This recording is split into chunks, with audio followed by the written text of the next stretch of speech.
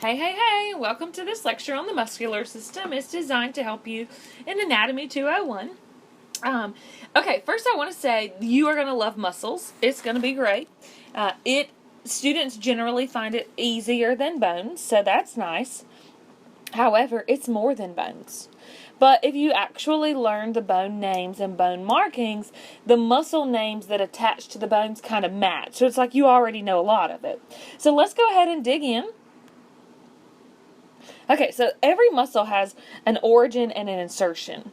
So it says one end of a skeletal muscle doesn't move and the other one is moving. Okay, the origin is the less moving and the insertion is the part that moves. And so let me give you an example.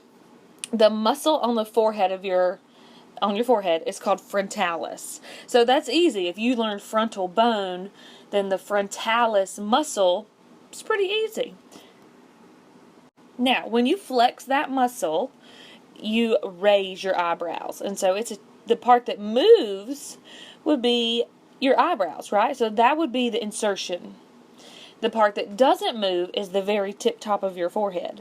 So you can see when the muscle flexes, it only moves part. It only moves the bottom part or the top part. It only moves one part of the muscle. And so one thing I also want to note, it says when a muscle contracts, the insertion is pulled towards the origin.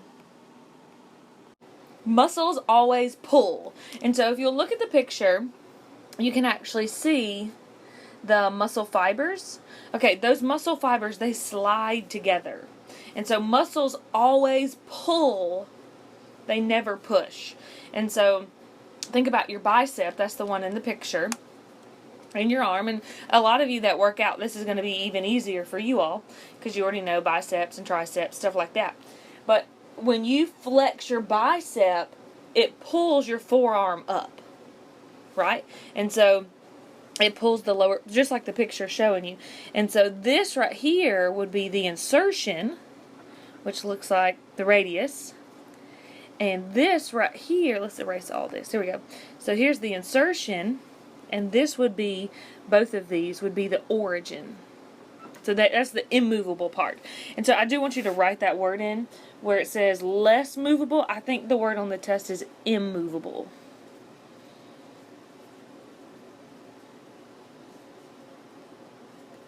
So the immovable origin. Good. So hopefully you'll understand that. And as we go through this, I don't want you to try to memorize the origin and insertions. I want you to try to understand. And so as you go through, you may have to memorize radius or whatever, but you could probably understand forearm. It's the forearm that's the insertion. It's the shoulder that would be the origin. So hopefully that helps. Okay, so what do these muscles do? We know they attach to bones. That's old news. Skeletal muscles are voluntary, so we can control them. Think back to the first test. There's 3 types of muscles or 4 types of muscles. Remember there was cardiac, smooth, and skeletal muscles, so there's 3. And remember cardiac and smooth were involuntary. Well, skeletal muscles are voluntary.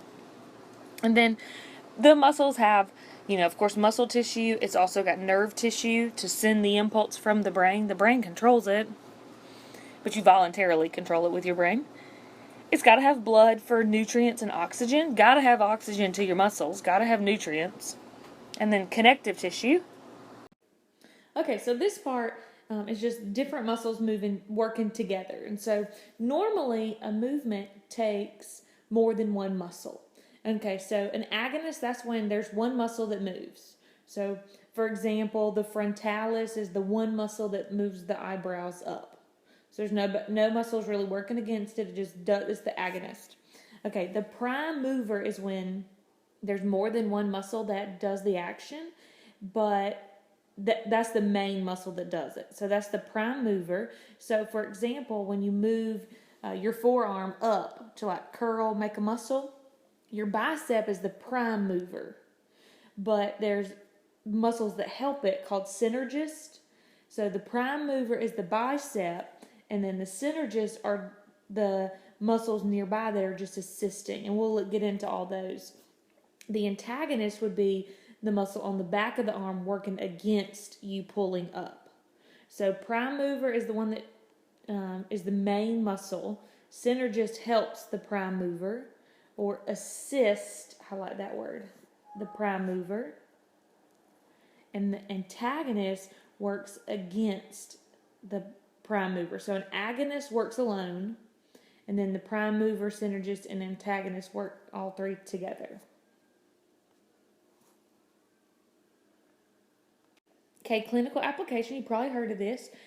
It's where the temporal mandibular muscle has an inflammation in it. So temporal mandibular joint syndrome is where there's an articulation problem between the mandible, so that bone, mandibular condyle, and where it fits into that fossa. So you know all about those bones, but where when the bones touch, it affects the nerves that pass through. Misalignment causes pain, and they lock up. So lots of pain with that. And they make little like inserts that you can sleep with, I know.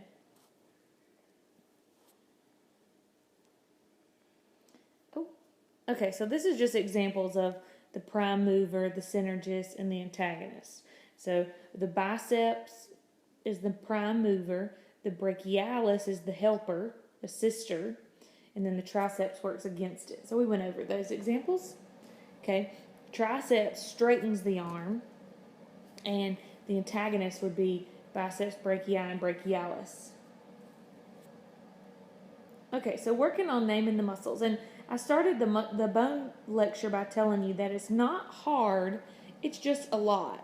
And the muscles is normally, it's actually more to memorize, but generally students find it a little bit easier. And so if you did well on the bone test, you'll do well on this test also.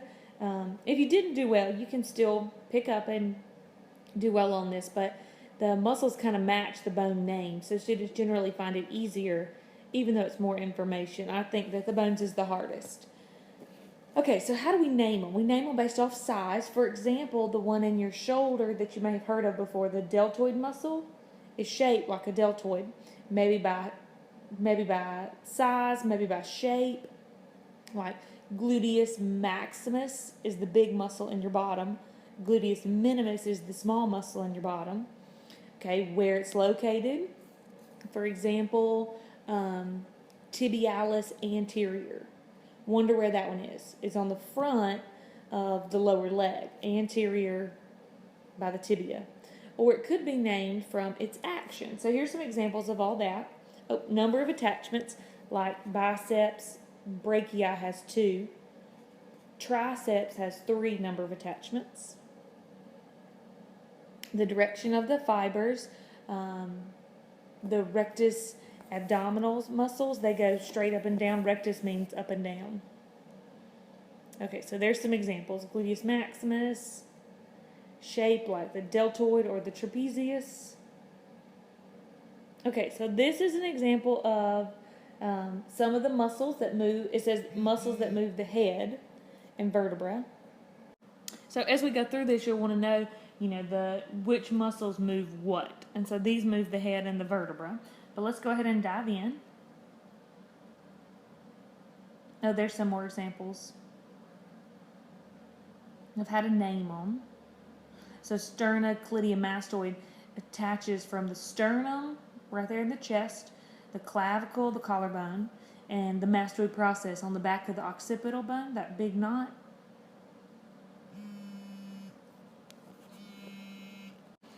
Okay, so these are just still examples of how to name the muscles and why we name them that way. Okay, so these are examples by function. Whoops. So you'll see those. Flexor, it obviously flexes. Pronate, turns outward.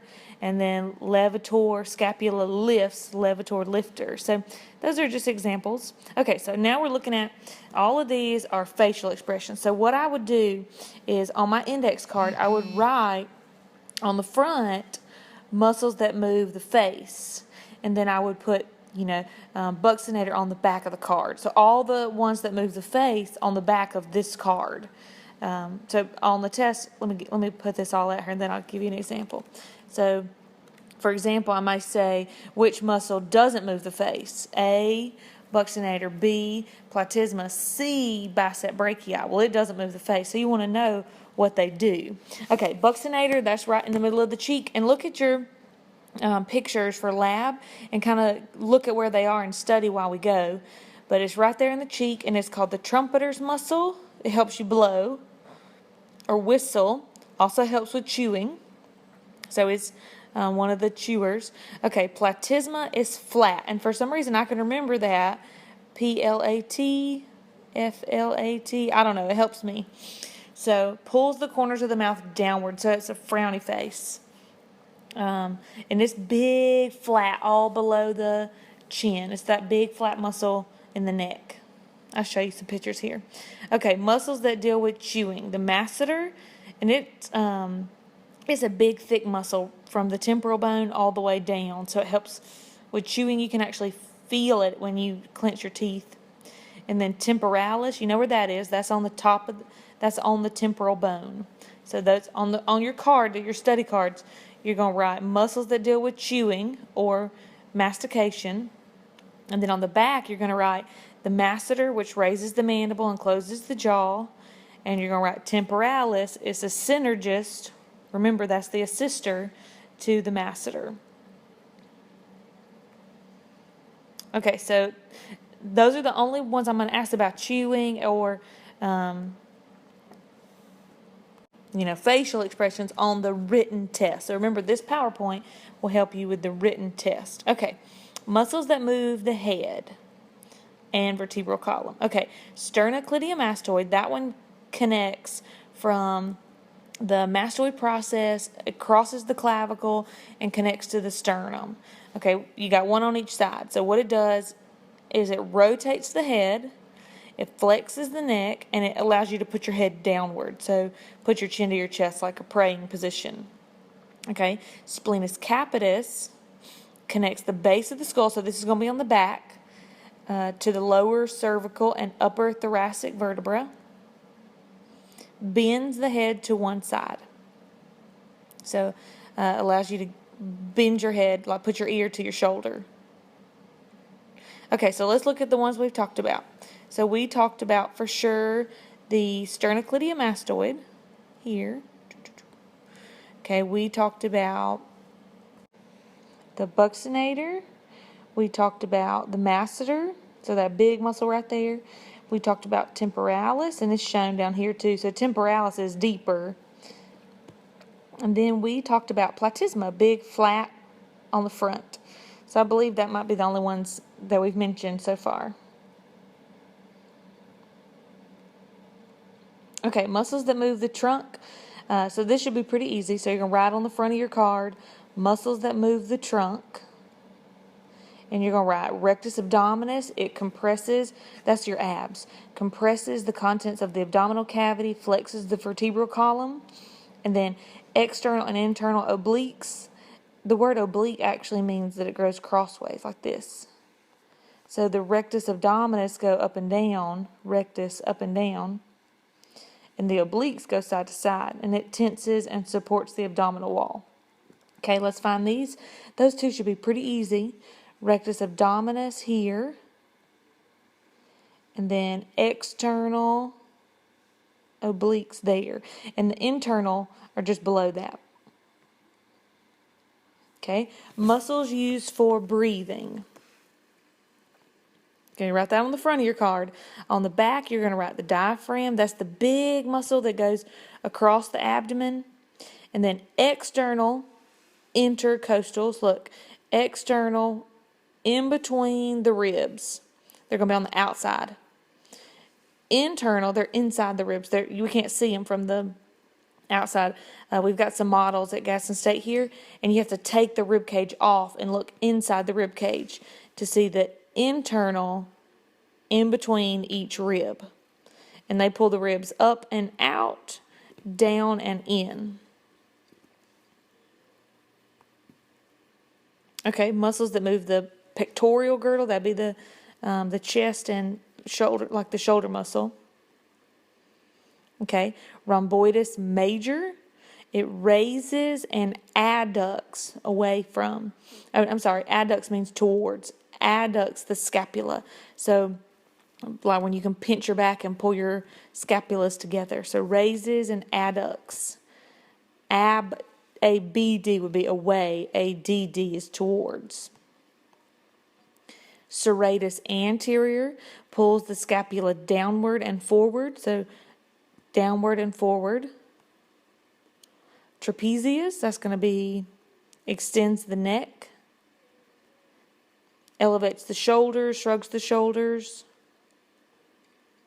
pulls the shoulders backwards. So muscles that move the pectoral girdle, you got rhomboides major, and that's right on the shoulders. It raises and adducts the scapula. Serratus anterior, that's on the sides. I'm going to show you the picture where they are on the sides. And then trapezius, that's the big muscle at the top of the back. And it extends the neck, elevates the shoulders, and pulls the shoulders back.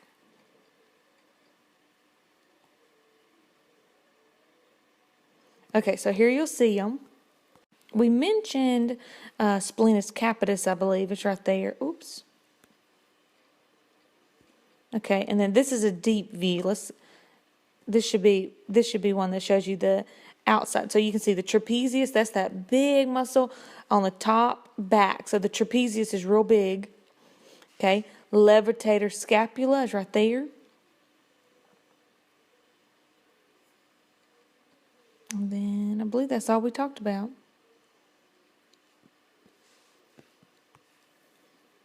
Okay, muscle that moves the arm. Okay, pectoralis major, that's going to be the big one on the chest. Big muscle on the chest. It flexes the arm and raises it anteriorly. So raises your arm forward. That's going to be what you'd use when you do push-ups. Adducts the arm, pulling it across the chest, so moving it over. Latissimus dorsi, that's the big muscle in the back. So your trapezius is the top of the back. Latissimus dorsi is the bottom of the back. So there's two big muscles on the superficial part of the back. Trapezius at the top, latissimus dorsi at the bottom. Lower back muscle used in swimming and rowing. Climbing. Okay, then the deltoid, that's going to be that triangle shape at the top of the arm. Your shoulder muscle. Okay, you do want to know that that's the site of injections.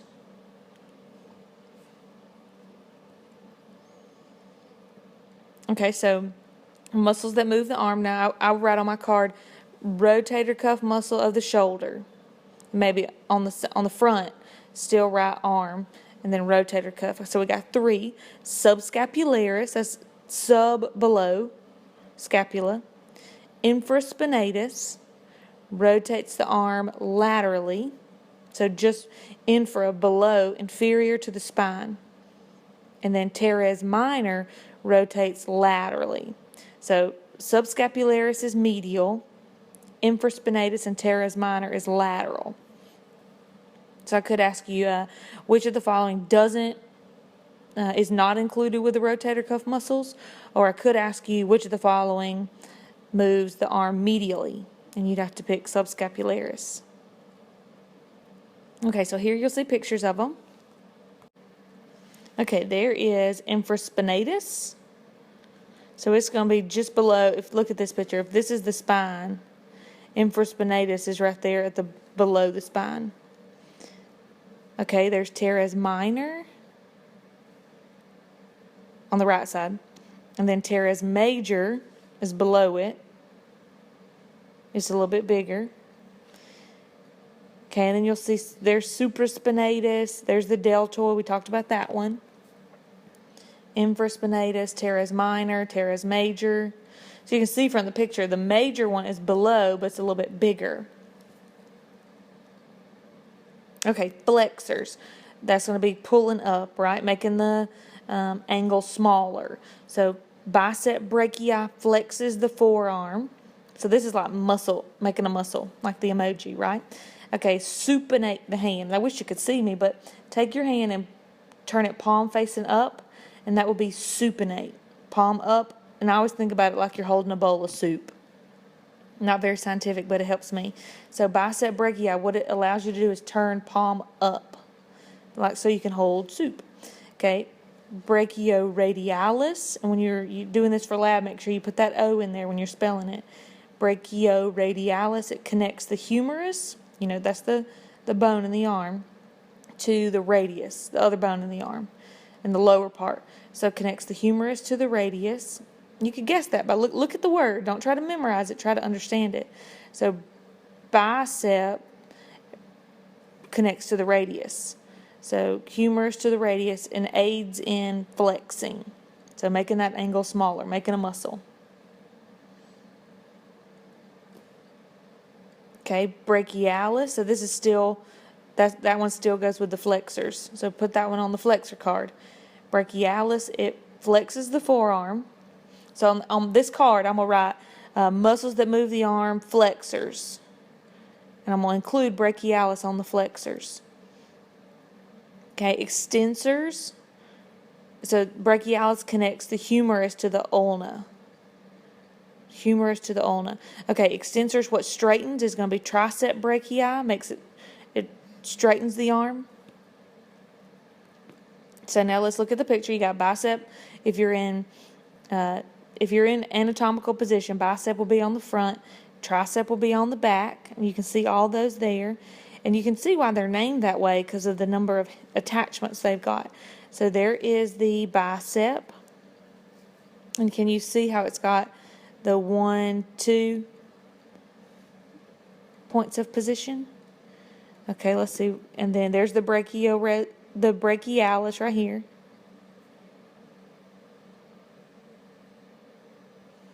Okay. Okay, so rotators, what moves the forearm? So this is going to be moves like your hand up and down. Palm up, palm down. Supinator assists bicep in rotating the arm laterally.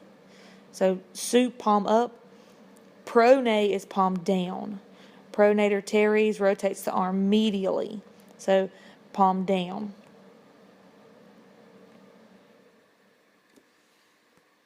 Pronator quadriceps aid the pronator teres in medial. Okay, muscles that move the hands. Okay, so you're going to write on the front of your card, muscle that moves the hand, and on the back you're going to write extensor carpi and flexor carpi. Okay, so think about in anatomical position how you would flex your arm, like make a bicep curl. Okay, that's how you would also flex the hand. In anatomical position, you pull your fingers up to your forearm. That would be flex. Extend would be pull your fingers backwards if you're in anatomical position. So extensor and flexor carpi. Okay, extensor digitorum. That's gonna move the fingers, not the hand, but the fingers. So think about your hands. Your fingers are like digits. Okay, you can see these here. Look at the picture closely. Now, these are not the pictures on the lab exam, right? Okay, so you got brachioradialis. No, okay, here we go. Extensor digitorum. So that's that one right there. Extensor carpi radialis. Brevis means short. Extensor carpi ulnaris. So we talked about some of those. Okay, there we are, palm side up. You can see we talked about pronator quadriceps. Whoops.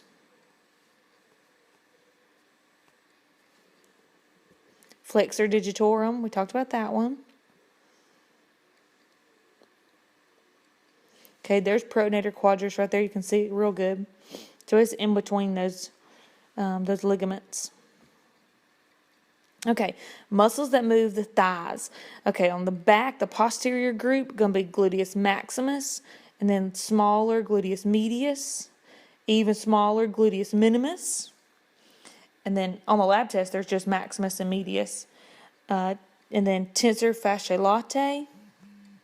On the front, psoas major, that P is silent. Iliacus, okay, adductor group, this is going to pull your leg in. So ADD towards the middle. Pectineus, adductor longus, adductor magnus, so there's a long one, a big one, magnus being big, and then gracilis. So let's look at all these here. So you're going to make a card, and it's going to say adductor group, maybe move the thigh, and you're going to write those words on the back. Okay, then you're going to write a different index card. You're going to write posterior group moves the thigh, and you're going to write these words. Different card. What's on the anterior group moves the thigh, and you're going to write these cards. And you're going to quiz yourself over and over. So you'll get to the card, and you'll see posterior group on the front of the card, and then on the back you're going to be able to name gluteus maximus, medius, minimus, and the tensor. So you'll be able to list them all in your head and quiz yourself with your cards. That's how I would do it. Okay, muscle that moves the thigh. So we talked about gluteus maximus. We'll look at a picture. It's going to extend the thigh, raise, help you stand up. So that's what you're working when you do squats. Psoas major is going to flex the thigh, connect the lumbar, the lumbar vertebra to the femur, that big muscle, that big bone in the leg. Gluteus medius abducts the thigh. Now you do want to know that is a site for injections. And it's up high, so highlight that. And the reason they do it up high is to miss the sciatic nerve.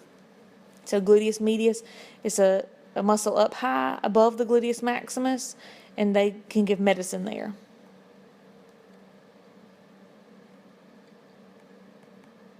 Okay, still, this is what moves the lower leg.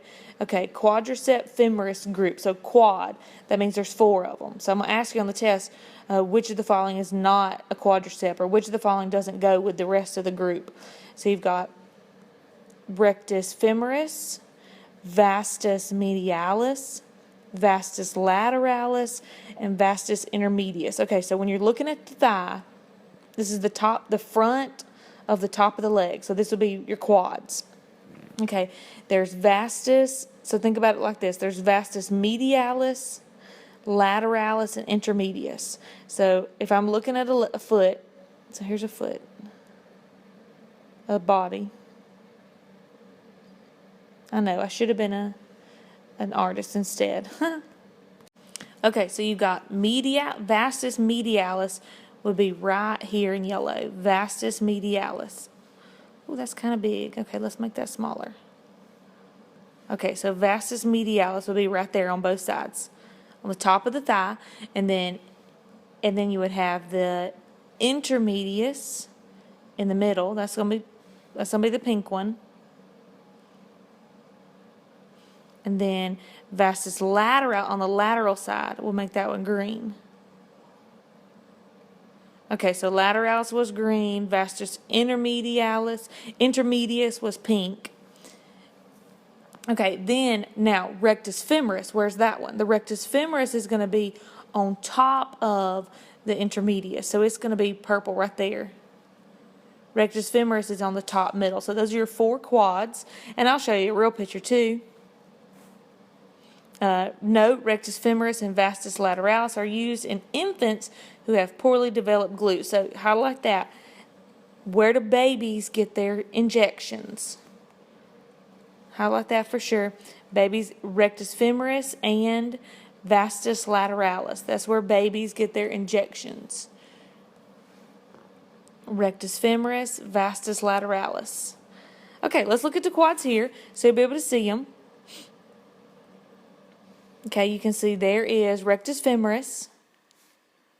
There is vastus intermedius, vastus medius, vastus lateralis. So those are your 4 quads. Okay, we also mentioned gracilis. It's going to be right there. Gracilis is a long, skinny muscle that's all right there. So that's going to be gracilis. I wonder if it's... Oh, yeah, right there it is good. You can see it right there, all by itself. Okay, good. So that's all in the back. You got gluteus maximus. We talked about that one. And we talked about gluteus medius. Okay, then you can see gluteus maximus and medius again.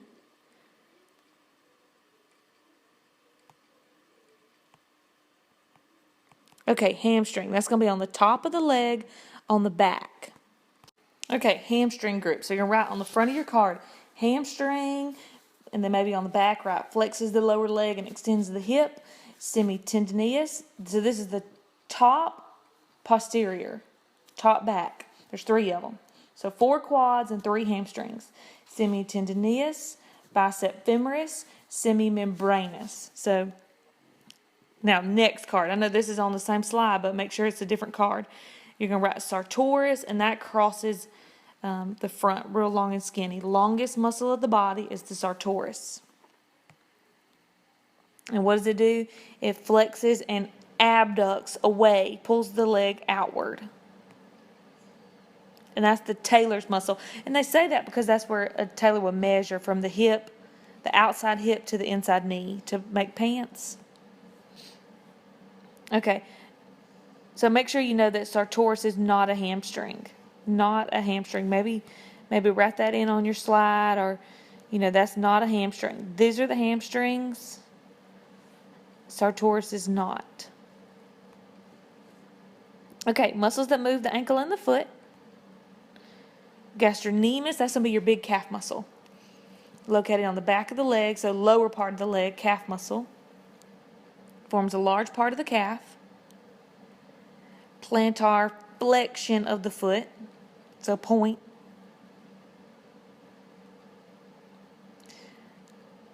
Pushes the body forward when walking, so it helps you push off the ball of your foot. Toe dancer's muscle, so it allows you to stand up on your tippy toes.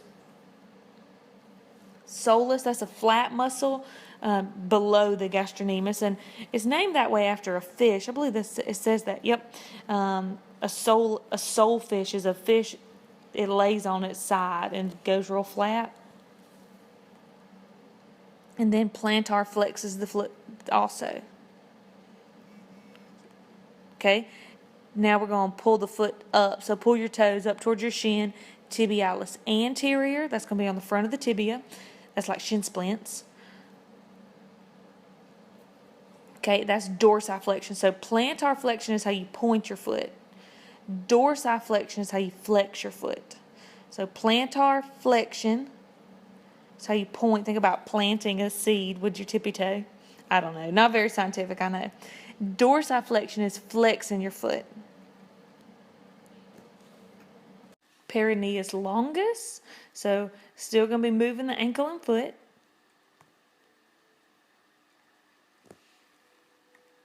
Connects the tibia and the fibula together. So those 2 bones in the lower part of the leg connects them together.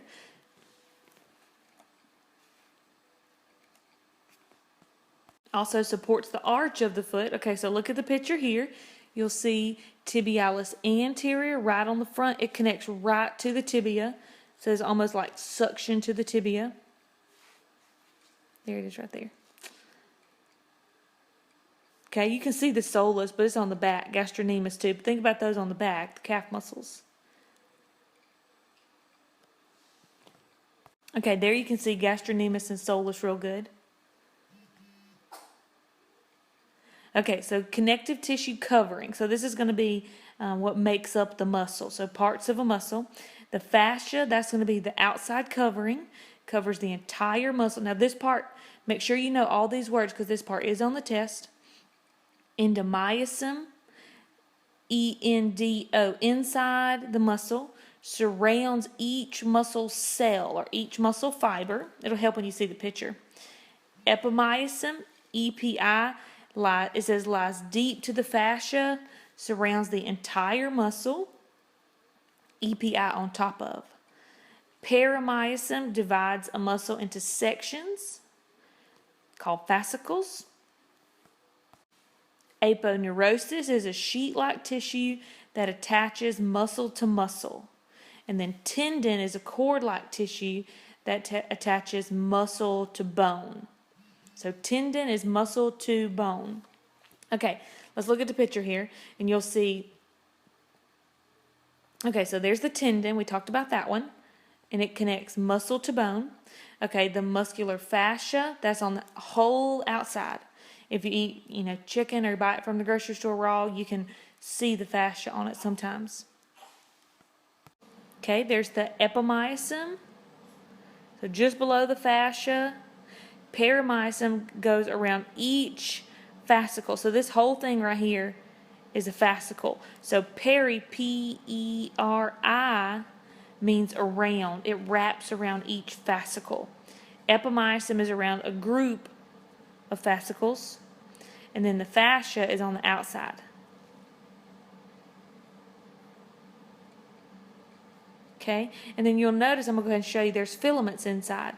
There's filaments inside each of the muscles, and they're actin and myosin filaments. Okay, so types of fascia. Deep fascia surround and penetrate skeletal muscle. Below the skin, subcutaneous. Fascia lies beneath the skin. So cutaneous, remember back from skin lecture.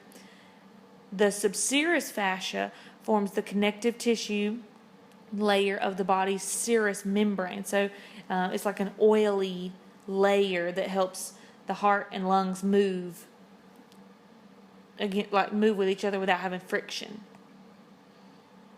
Okay, so skeletal muscle fibers. These are muscle fibers, a single long cylindrical muscle cell with many nuclei. So they have many nuclei. The cell membrane, so just like on the outside of every single cell, is sarcoma. So that's like around each cell. That's like the cell membrane, the part that allows water to come in and out. So the cell membrane of a muscle cell is sarcoma. I don't know why we have to keep making up words, right? Sarcoplasm, that's like the cytoplasm. So S-A-R-C, think about that like muscle. So there's the cell membrane and then the cytoplasm. Okay, so this picture will show you the actin and myosin fiber. So the actin is thin. It's purple, I believe, in the picture. Yeah, like a blue, I guess we'll call it. And then the myosin is more of the purple color. So it's like a pinkish color. We'll call it blue and pink. So the thin actin is blue, and the pink thick is myosin. And those fibers slide together, and that's what makes the muscle get shorter. And what I really think you should do, pause this video and watch the YouTube video below. I think it'll give you a great explanation of the actin and myosin and all the muscle parts, because that to me is confusing, the perimysium and the epimysium and all that. But the actin and myosin slide together, and that's what makes the muscle get shorter and more dense when it flexes. Okay, so muscle fibers, they're protein fibers. MYO means muscle. So myofibrils, and there's two, a thick one and a thin one, and I know this is silly, but it's how I remember it. Thin, I don't know. I know that's not the word thin, but that's just how I can remember it. Actin is the thin one, and myosin is the thick one, and that creates the striations, the stripes, when you look at it under a microscope. Okay, so make sure you know all this part, because this is on the test. Okay, a sarcomere extends from Z-line to Z-line. So if you're looking at the picture right here, you'll be able to see, let me draw on it right here. This is Z-line to Z-line. So that's one sarcomere right there. That's one sarcomere. The I bands are actin filaments, so I bands, let's erase all that. That's this light purple right here. That's the actin. The A bands, dark bands, are overlapping, thick and thin. So the darkest color right there is both actin and myosin. And then the center A band is an H zone consisting of only myosin. So, okay, look right here. This is myosin. This is both. That darker color right there, that's actin and myosin. And then the light purple color, The I band is just actin. And those muscles, the actin and myosin, they slide together. So two researchers, they figured out, Gene Hansen and Hugh Huxley, that they slide together. This theory states that thin filaments slide over thick ones, causing the cell to shorten. Okay, this will show you how. What actually happens is that this color right here, let's see. Let me draw on this for you. Okay, so this is the myosin. And that purple one right there, that's the actin. Okay, so the myosin, you can see how it has these like golf club heads. It goes and it sticks to the actin. So it slides together and kind of hooks in and then relaxes. And it hooks in and relaxes. And you can tell from the picture, this does require ATP. And then there's a protein called tryptomyosin that helps also. Okay, so how do the nerves control the muscles? So this word means nerve, muscle, connection. Where do they meet at? Okay, so where the neuron and the muscle meet, where a neuron stimulates a muscle fiber to contract. Okay, so here's what I want you to know. There's these neurotransmitters from the brain that make the muscles contract. And so that's basically this whole thing, is that it's the brain and the nerves, they send out a chemical. And that chemical, just the word, is a neurotransmitter. Now, there's one specifically that makes muscles contract, and it's called acetylcholine. So acetylcholine, I believe it's on the slide, makes muscles contract. So let's write that word in, because that's important. So the neurotransmitter is acetylcholine.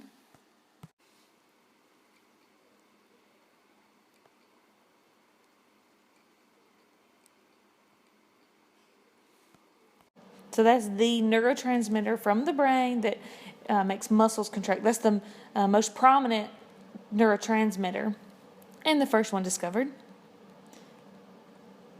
Okay, so here's muscle contraction. Muscle contraction involves several components that result in shortening. So the actin and myosin slide together, pull over each other.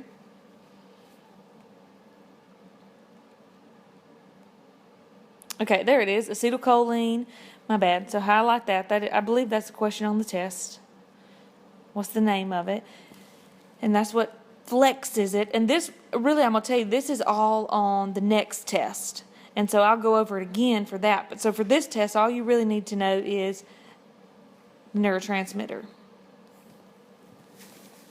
Okay, here's just a clinical application. MG, and that's where your immune system actually attacks the acetylcholine receptors, and so you can't flex the muscles. Person may have only 1/3 normal number of acetylcholine receptors, so weakness, muscle fatigue, atrophy. Okay, isotonic muscle contraction changes the length of equal force. So most are going to be isotonic movements. Isometric is where the muscle contracts but doesn't change length. So think about I got my hand on the wall and I'm pushing against it. My arm's not moving, but my arm is still flexed. So isotonic is where it actually moves. Isometric is where, the muscle's flexing, it's hard, but nothing moved. Most body actions are both isotonic and isometric. Okay, isokinetic would be lengthening of a muscle during contraction. So like you're laying a book down. Okay, in order to flex muscles, you got to have oxygen. So there's oxygen supply. Now, the hemoglobin is in the red blood cells. That's a protein in red blood cells that absorbs oxygen. So in order to flex muscles, you've got to have oxygen. The pigment myoglobin stores oxygen. The pigment myoglobin stores the oxygen inside the muscle. So myoglobin is in the muscle. Hemoglobin is in the blood. MYO means muscle. HEMO means blood. So that should be pretty easy to remember. Okay. Hypertrophy is where you work out and really build those muscles. atrophy is the lack of. So decrease in size, you don't use it. If you've ever seen anybody that had like a cast on their leg, when they got the cast off, their muscle was smaller because of atrophy. Okay, so oxygen deficiency may develop. If you work out, let's say you're sprinting or you're doing more than you normally do, you're going to use all your stored oxygen in your myoglobin, and you're going to use all that's stored. And in order to make energy, ATP, without the oxygen, you're going to make what's called lactic acid. So lactic acid is making energy but without oxygen, and your muscle cells can do it, but you may be sore the next day, so it would cause soreness. Okay, muscle fatigue, that's where a muscle loses the ability to contract. So let's say you're doing bicep curls and you keep on curling. Well, once you can't raise your arm anymore, that'd be muscle fatigue. Muscle fatigue usually arises from the accumulation of lactic acid. So, I'm going to do bicep curls till I can't do them anymore. That would be until I reach fatigue. The acid has a low pH. Remember remember below 7 is acid. So it has a low pH because of the lactic acid. And it just burns the next day. So we talked about that already. All right, good deal. I hope that was helpful. Now, make sure you study the muscles because I want you to make really well on this test. Let me know if you have any questions.